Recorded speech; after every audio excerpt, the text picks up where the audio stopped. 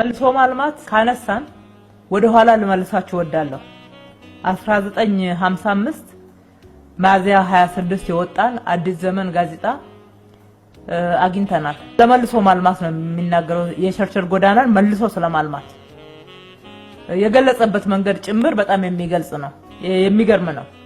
የመዘጋጃ ቤቶችና ጽዳት የሌላቸው እነዚህ ታውሳክ ለቃሉ ይቅርታ ጋዜጣው ነው የሚለው ቤቶችን በፍጥነት አስወግደን ከተማችንን እናጽዳ ይላል ጋዜጣውና ለሚዲያ መስጠት እንችላለን በእጃችን ስላለ ማለት ነው።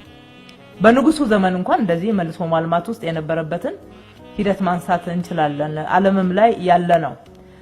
ያሁኑን የሚለየው ኮሪደር ልማት ነው። እግረኛ መተላለፊያ በቂ ትኩረት አልተሰጠውም። ከተማው ህዝብ መዝናኛ አጥቷል። ባካችሁ የአድዋ ፕላዛዎች ላይ ምሽት ላይ ብቅ በሉ። እንዴት ህዝቡ መዝናኛ እንደጠማው እንዴት ወጣቱ እንደጠማው ትልልቅ አዛውንቶች ጭምር አዲስ አበባ ላይ ምሽት እዚህ ቦታ ላይ እንዴት ተሰባስበው ዘና እንደሚሉና ቦታው እንደጠበባቸው ተመልክተናል ማለት ነው። የበለጠ መስራት ይገባናል። የጋራ መጠቀሚያ ቦታዎች ለግለሰቦች ብቻ ከተማውን ሸንሽነን አንችልም። ህዝብ የጋራ መጠቀሚያ ያስፈልገዋል። የጋራ መዝናኛ ያስፈልገዋል። እነኚህ መዝናኛዎች ደግሞ የሚከፈልባቸው ብቻ መሆን የለባቸው።